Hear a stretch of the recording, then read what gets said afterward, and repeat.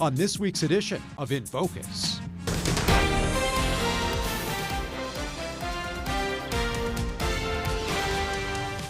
A busy weekend on the campaign trail as former President Trump returns to Butler, Pennsylvania for the first time since the attempt on his life, with Vice President Harris also campaigning in key swing states like Michigan and elsewhere. And as President Biden comes here to Indiana for a private event.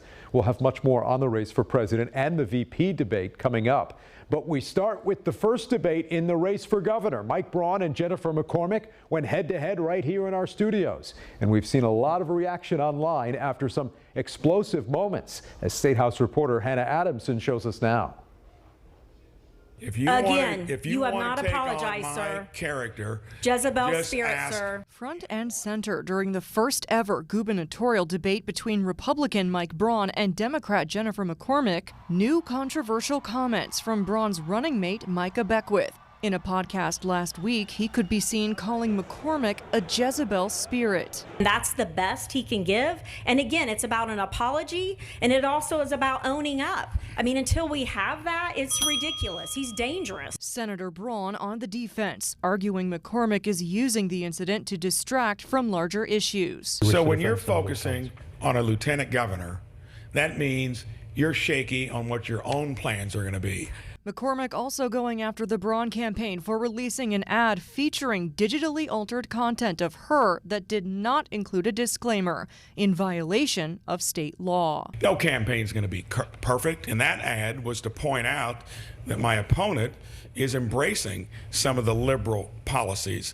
I don't know that Hoosiers are quite ready for that. Although the Braun campaign did correct the issue. It's very disheartening to see something that is misleading Hoosiers. We deserve better than that from our elected officials, particularly a sitting senator. So I have never mentioned stoves. But the candidates did hit on the issues most important to Hoosier voters, such as housing affordability. You should not grow taxes faster than the ability of a Hoosier to pay for it. Reproductive rights. I trust women. I trust healthcare providers. I believe in the standards that were set by Roe. It's time we return that. And marijuana legalization. Medical marijuana is something I think that makes sense, and I'll listen to the legislature.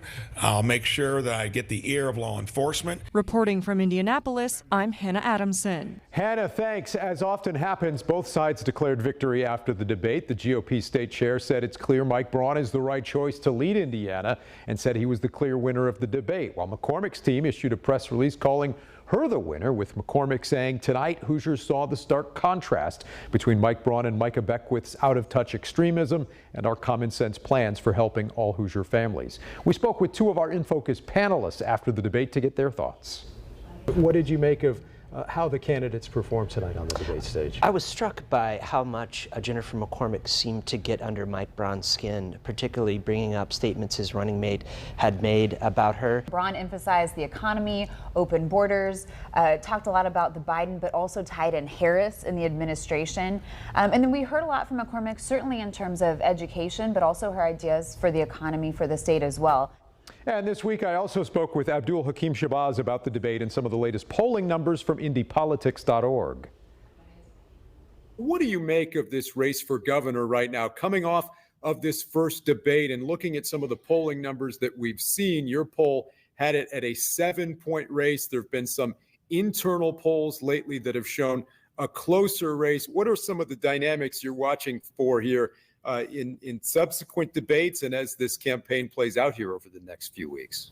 Well, I think the substance is going to be who moves the needle. I don't think the needle moved all that much. Like I said, early voting starts Monday, so if something's going to happen, we're going to basically. I would say the trends favor Mike Braun, although it probably won't be that 20-something 15-point lead we've seen in the past. But I will say this, however.